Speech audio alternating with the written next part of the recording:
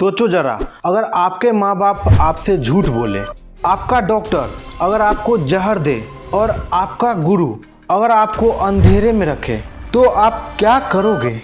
अब सोचो, जब देश की मीडिया जिसका काम था सच दिखाना, वही मीडिया अगर झूठ बेच रही हो, प्रोपेगेंडा छाप रही हो, गलत को सही और सही को गलत बना के दिखा रही हो। वो आज़ादी नहीं थी, वो भीख थी, और जो आज़ादी मिली है वो 2014 में मिली है। 2014 से पहले भारत आजाद हुआ, ये नहीं सच है कि 2014 में। आजादी की अनुभूति 2014 में। तो क्या ये देश के लिए कैंसर नहीं है? हद तो तब हो गया जब भारत और पाकिस्तान के युद्ध के समय इस क्रिटिकल टाइम पे भी ये मीडिया झूठ पे झूठ उगल रही थी। भारत ने लाहौर पर सीधा हमला कर दिया है।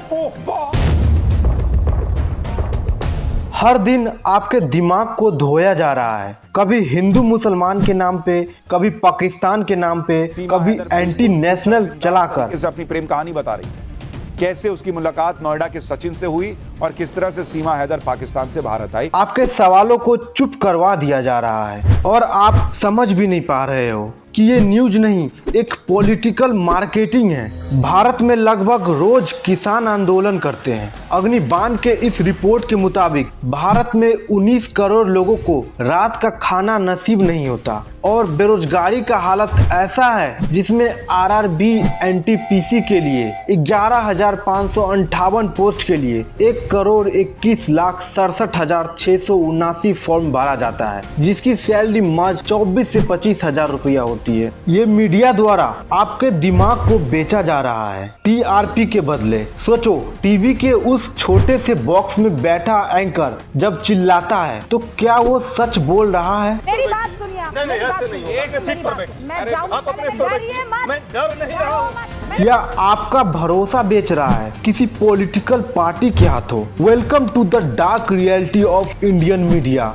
ये एक सच है और आपकी शायद आंखें खोलने का एक मौका भी। चलिए समझते हैं मीडिया का असली बिजनेस मॉडल। मीडिया का काम कभी था जनता तक सच पहुंचाना, लेकिन अब ये काम बन गया है जनता का दिमाग कंट्रोल करना। टीवी पर जब आप लाउड आवाज में चिल्लाते हुए देखते हो ब्रेकिंग न्यूज, पाकिस्तान की राजधानी इस्लामाबाद पर कब्जा, मोदी ने कर दिया कमाल। नरेंद्र मोदी के सीने का असली साइज हिंदुस्तान को पता चला है, जो 56 इंच नहीं बल्कि 50 इंच का है।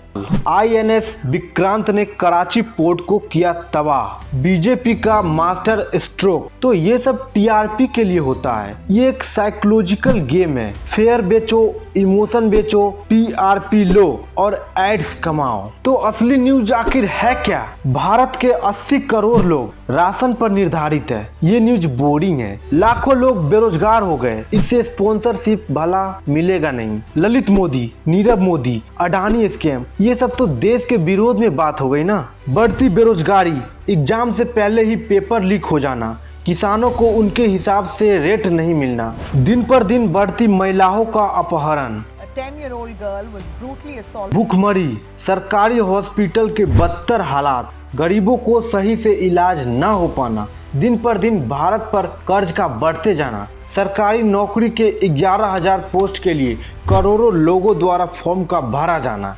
ये सब भला क्यों नहीं दिखा रही है आज की मीडिया? क्या इनके ऊपर कोई पॉलिटिकल प्रेशर है? अब बात करते हैं कुछ ऐसे न्यूज आर्टिकल की जो भारतीय मीडिया द्वारा पूरी आग की तरफ फैलाया गया, लेकिन वो न्यूज गलत निकला और फिर आम आदमी का इस मीडिया से विश्वास टूट गया। हाल ही में जब भारत और पाकिस्तान के बीच युद्ध हो रहा था, तब भारतीय मीडिया द्वारा ये दावा किया गया कि भारतीय सेना ने पाकिस्तान की राजधानी इस्लामाबाद पर कब्जा कर लिया है, लेकिन ये खबर पूरा गलत थी। ऐसे ही 9 मई 2025 को सोशल मीडिया पर यह दावा किया गया कि भारतीय नौसेना के आईएनएस विक्रांत ने कराची पोर्ट पर हमला किया है, लेकिन ये भी न्यूज पूरी तरीके से गलत था। 2021 में भारत के कुछ न्यूज चैनल ने वीडियो गेम एरेमा 3 के फुटेज को पाकिस्तान एयरफोर्स के पंजशीर में स्ट्राइक के रूप में पेश किया था। लेकिन इंटरनेशनल मीडिया ने इस गलत रिपोर्टिंग को उजागर किया। ऐसे ही 2021 में भारतीय मीडिया ने जर्मन रैली का एक वीडियो को भारत के किसान आंदोलन को बताया। और आज का प्राइम टाइम देखो, हर चैनल एक ही नेता के भक्ति में लीन है। हर वक्त एक ही नेता के बारे में हर वक्त दिखाया जाता है। सपोज करो, जब एक बच्चा स्कूल से घर आता है, टीवी चालू होता है, ब्रेकिंग न्यूज, आज उर्फी जावेद ने एयरपोर्ट पे ये कपड़ा पहना। फिर उर्फी ने अपने कपड़े पहनने के स्टाइल के चलते सुर्खियां बटोरी। अगली हेडलाइन, एक बाबा का भूत प्रेत से सामना। और तीसरी, 2014 में भारत को आज़ादी मिली थी। ये है आज की नेशनल न्यूज। न एजुकेशन का जिक्र, न हेल्थ का, न अनएम्प्लॉयमेंट, न फार्मर, न रियल इशू, न रियल जर्नलिज्म, सिर्फ और सिर्फ टीआरपी के लिए बकवास का तमाशा। आज का न्यूज चैनल एक इंटरटेनमेंट इंडस्ट्री बन चुका है, जिसमें एंकर का चीखना, डिबेट का तमाशा और ब्रेकिंग न्यूज का धमाका सिर्फ एक गोल के लिए होता है, वो है टीआरपी। देखिए, टीआरपी का मतलब सिंपल है, जितना ज़्यादा ड्रामा उतना ज़्यादा व्यूअरशिप, और जितना ज़्यादा व्यूअरशिप उतना ज़्यादा पैसा। एक्चुअली में टीआरपी एक डिवाइस होता है जो कुछ सिलेक्टेड घरों में लगाया जाता है। उसके थ्रू पता लगता है कि लोग क्या देख रहे हैं। सिर्फ कुछ हजार लोगों के डाटा से 140 करोड़ लोगों का कंटेंट डिसाइड होता है। और ये न्यूज़ चैनल्स इस टीआरपी के रेस में फेक डिबेट्स, मसालेदार हेडलाइंस और झूठी कहानियां को चलाता है। वो साल था 2020, जब मुंबई पुलिस ने कुछ बड़े टीवी चैनल्स के अगेंस्ट केस फाइल किया था। आरोप ये था कि ये न्यूज़ चैनल्स लोगों को पैसा दे रहे थे ताकि वो उनका चैनल चालू रखे और टीआरपी बढ़ जाए। मतलब ये बड़े बड़े चैनल्स झूठ बेचने का बिजनेस ओपनली कर रहा था। देखिए, आज का न्यूज़ चैनल्स बस वही टॉपिक उठाता है जिसका उससे पॉलिटिकल या कॉरपोरेट फ़ायदा हो। देश के असली इशूज जैसे बेरोजगारी, महंगाई, एजुकेशन, हेल्थ केयर को साइड में डाल दिया जाता है। हिंदू मुस्लिम, मंदिर मस्जिद, नेशनलिज्म, एंटी नेशनलिज्म, ये सब सिर्फ एक चीज़ के लिए कि लोग इमोशनल हो जाए और लॉजिक अपना छोड़ दें। इसलिए लोगों ने भी इन न्यूज़ चैनल्स का नाम गोदी मीडिया रख दिया। एक्चुअली में गोदी का मतलब है गोद में बैठा हुआ, जिसका अर्थ है मीडिया को सत्ता के गोदी में बैठ जाना, यानी कि सरकार से सवाल ना पूछना, उनकी बातों को बिना किसी जांच पड़ताल के दोहरा देना।